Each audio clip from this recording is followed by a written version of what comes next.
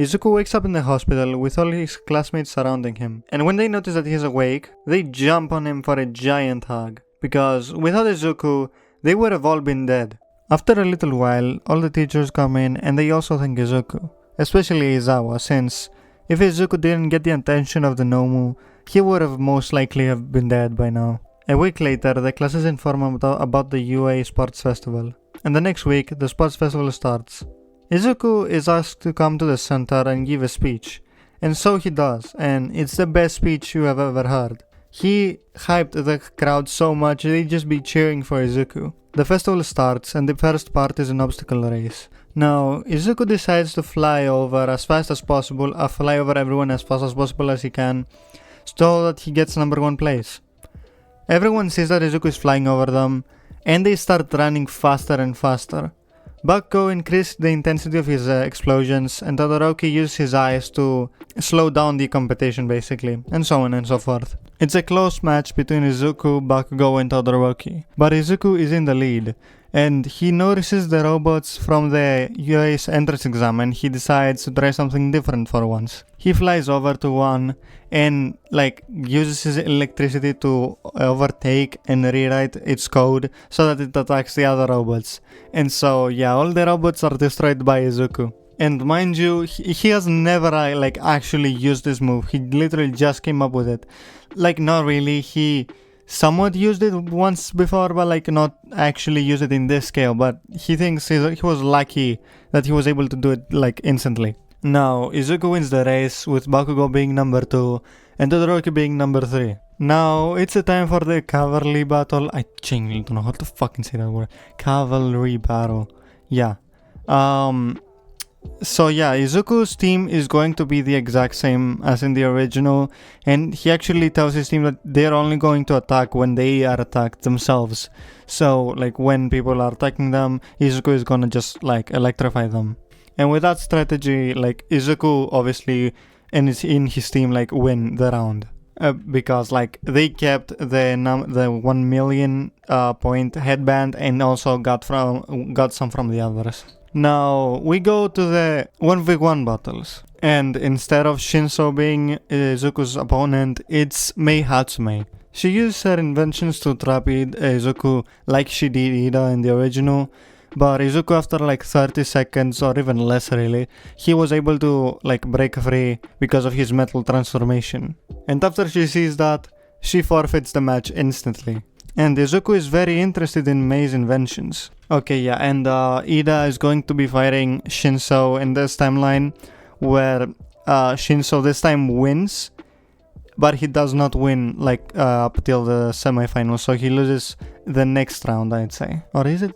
I don't know what I'm saying. It's just he wins against Ira, but loses the next round. And so Izuku after his match, he goes up to Mei and starts conversation. He asks her if she actually made those inventions, and she tells him yeah. Izuku and Mei talk for over 2 hours about robots and science, because Izuku and Mei are crazy about science.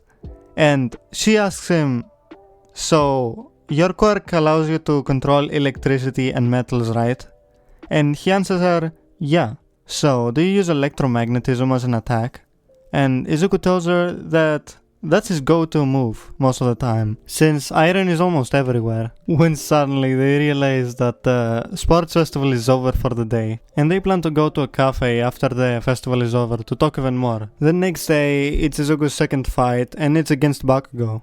Bakugo tries to attack Izuku multiple times, but Izuku just negates the attacks via his metal turning ability. Because what the fuck is an explosion going to do to an intensely dense and fucking durable metal, bro? So yeah, Bakugo loses. So yeah, now it's the third and final fight against Todoroki, and Izuku says, let's see who's the better dual element quirk user. And Todoroki comments that sounded super corny. The fight starts and Todoroki shoots a giant ice wall at Izuku, but he just literally heats up himself via turning into metal, then increasing his temperature via the lightning or his lightning quirk, and then literally just walks through the ice and punches Todoroki.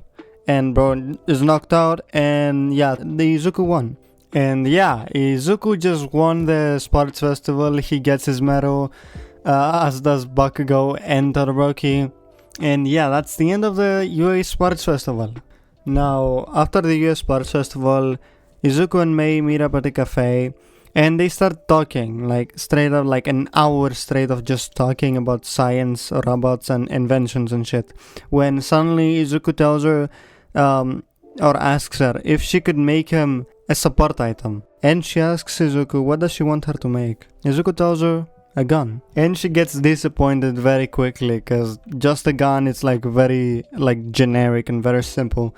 And when suddenly like Izuku tells her, and it's not just a gun, chill out, don't worry. It's gonna be a special gun. I have some special request for it. And suddenly she regains interest. So yeah, Izuku tells her that he wants the gun to have a giant battery with like the capability to hold like a giant amount of electricity at once. He also wants a small compartment so that he can like use his metal quirk to generate bullets out of it, so that he doesn't actually have to reload the gun. And obviously that he should be able to shoot the gun with his electricity, or the electricity that he stores in the gun. She quickly writes it down and she tells him that it's going to be done in 2 days. Now 2 days later, Mei gives the gun back to Izuku, or she gives him the gun, and he looks at it and he sees that it's the same colors as his hero outfit, or his hero suit.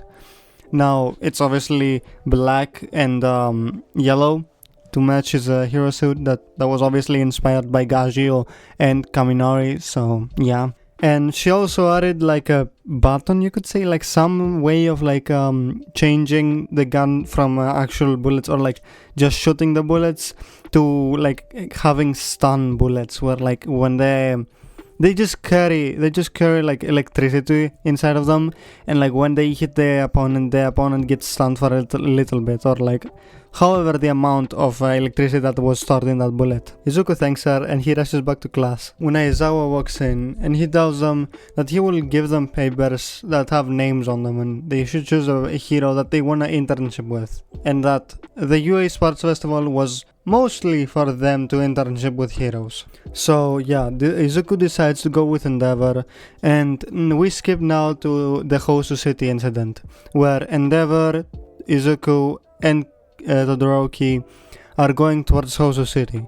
They are fighting Nomus when Izuku hears a voice and tells Endeavor that he's going to go help people in that direction, and Todoroki follows him. They find themselves in a dark alley with 3 people there: Ida, Stain, and Native, an injured hero that was attacked by Stain. Izuku and Todoroki work together to defeat Stain by Todoroki heating up Izuku with his flames, and Izuku turning obviously into metal so that he can increase his temperature. And so he walks up to Stain and punches him lightly, and bro is knocked out. Cause bro, there is literally no way bro's gonna like stay awake after being punched in the face with a heating metal punch. Now, Ida is in the hospital and he is...